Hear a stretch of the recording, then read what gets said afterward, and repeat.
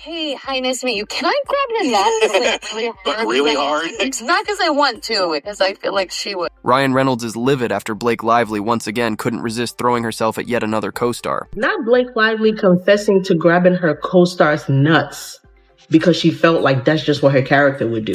At this point, her reckless antics aren't just humiliating, they're dragging Ryan's carefully polished image straight into the gutter. And yes, you're probably wondering who the unlucky guy is this time. Has happened to her. She has, been in love with Penn Badgley from, Gossip Girl, then she got with Ryan Reynolds. It turns out, Blake thought it would be hilarious to grope Henry Golding during a Simple Favor Blu-ray commentary. That's right. She went for the crotch on camera, laughed it off, and pretended it was quirky improv. Can't help herself. And to see that she's willing to do that, she'll grab him. Blake Lively, folks. A one-woman HR violation. No script approval, no intimacy coordinator, no respect for professional boundaries, just ego, arrogance, and a total lack of shame. And you really went for it, too. That's always awkward. And you're like, hey, hi, nice to meet you. Can I grab the net? Henry Golding. Meanwhile, looks like he wants to vanish into the floorboards. His body language alone deserves its own attorney. But of course, director Paul Feig found it hilarious. Because nothing screams professional set like laughing off sexual assault. Flip the script. If Henry had grabbed her crotch mid-commentary, the media would have torched his career before he even got the words out. Speaking with Paul Feig, who's the director of the movie, and he's basically complimenting her for coming up with this little improv move of grabbing her co-star's private parts, which you can see right here in a still, and she's laughing about it. And then he laughs as Paul Feig does. He's like, it does. But since it's quirky Blake, she gets away with it, squeezing in a plug for Ryan's Aviation Gin mid-commentary like she's hosting a happy hour special on harassment. Truly a feminist icon for the Instagram age. Between the nut grab and the literal product placement of her husband's gin on this thing, it's all so ridiculous. And about that shameless gin plug, picture it. She assaults her co-star, then casually pivots to product placement. Grabbing nuts and grabbing brand deals in the same breath? That's Olympic-level trash behavior. Olympic-level trash behavior. Right. Wait, so am I blaming my husband? Right, am I saying he killed her? This is one of my favorite additions that you came up with. Biggest nuts. And you really went for it, too. That's always awkward. And you're like, hey, hi, nice to meet you. Can I grab the net? Now imagine a man pulling that stunt. The outrage. The cancellations. The tearful apology tour. But Blake?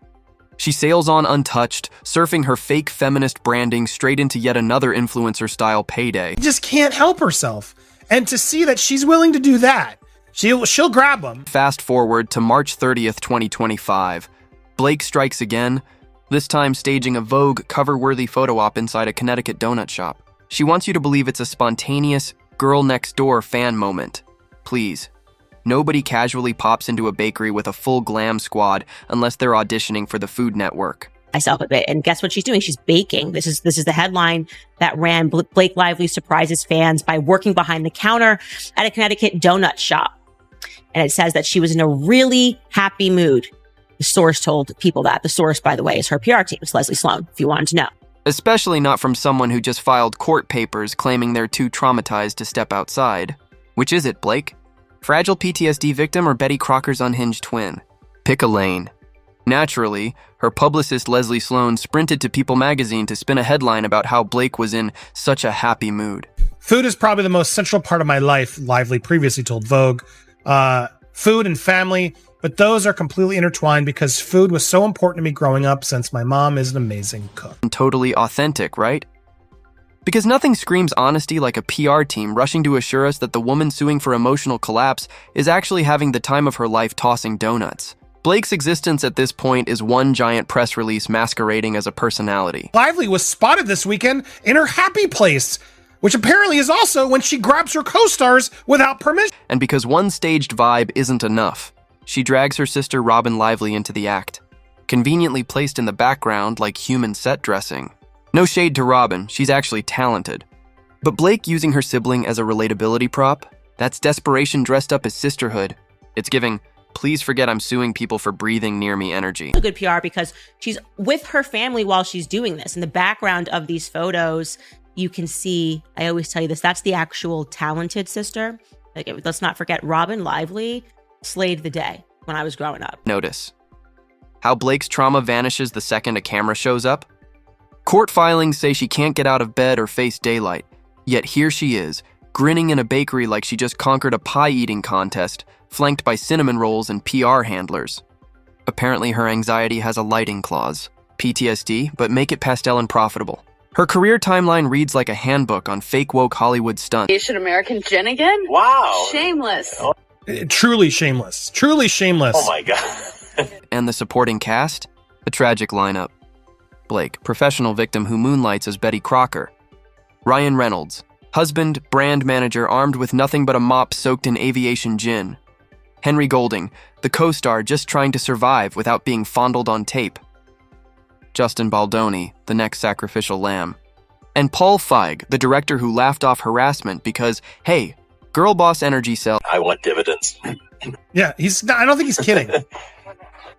He deserves dividends, and Henry Golding's face says it all.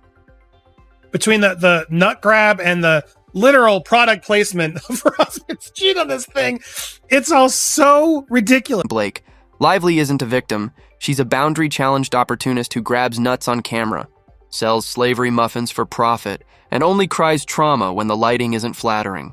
She's the human cupcake, frosted to perfection on the outside, hollow and collapsing on the inside.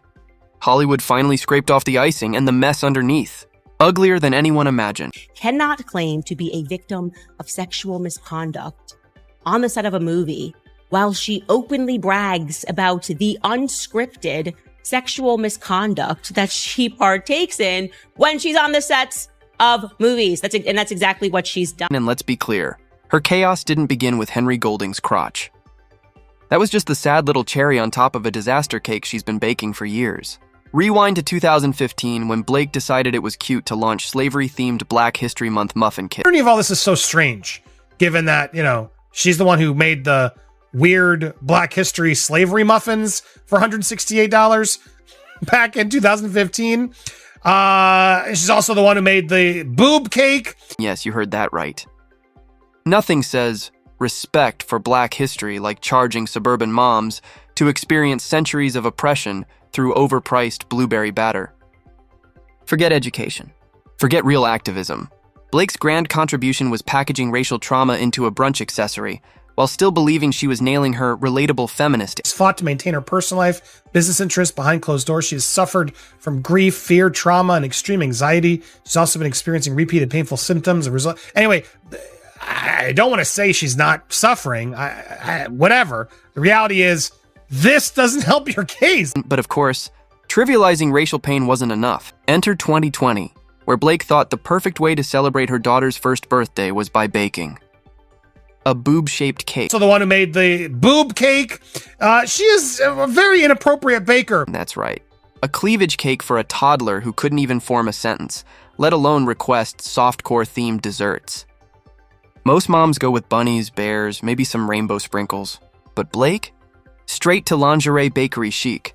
Because in her world, boundaries are just optional decor. She also made a boob cake for her 1-year-old, because what else do they want but a boob cake? He can't declare what he wants, so boobs. Haha. All of this, again, so inappropriate given what she's alleging in her complaint. And no, this wasn't some one-off oopsie moment. Blake has a pattern, trivializing real-world issues like race and body image just to rack up likes and headlines.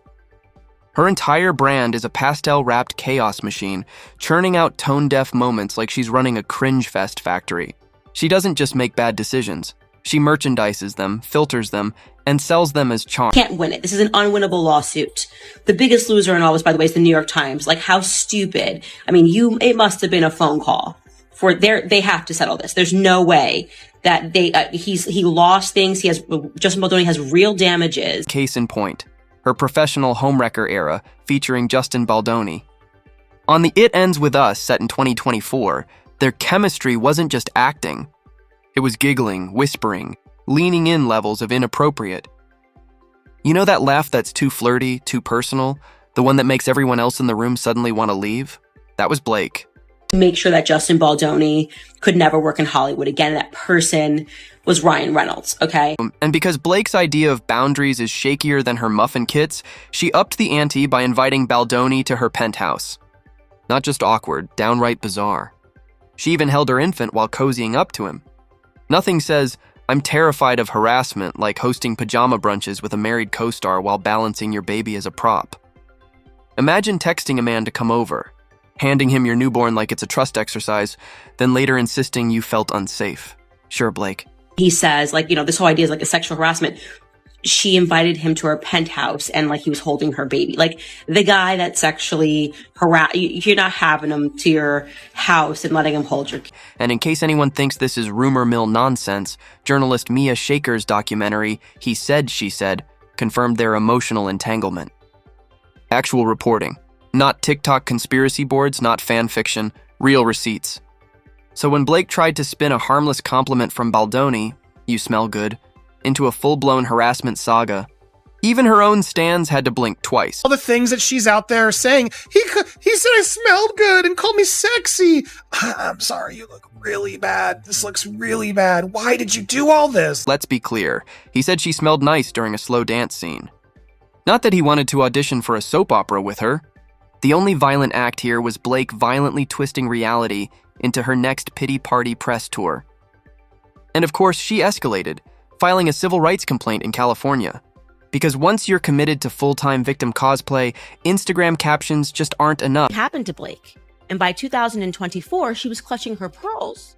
She just needed nobody to say anything to her ever out of character or anything, because she moved to file a civil rights complaint in California because Justin Baldoni stepped out of character when they were filming a slow dancing scene. Her claim, that Baldoni entered her trailer uninvited while she was breastfeeding. Problem.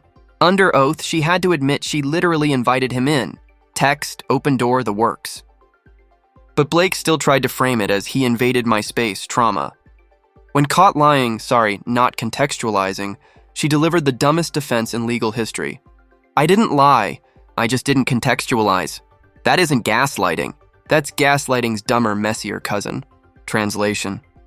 Yes, she invited him, but she just forgot to mention it when filing her lawsuit. Totally innocent mistake, right? Wrong. That's manipulation 101.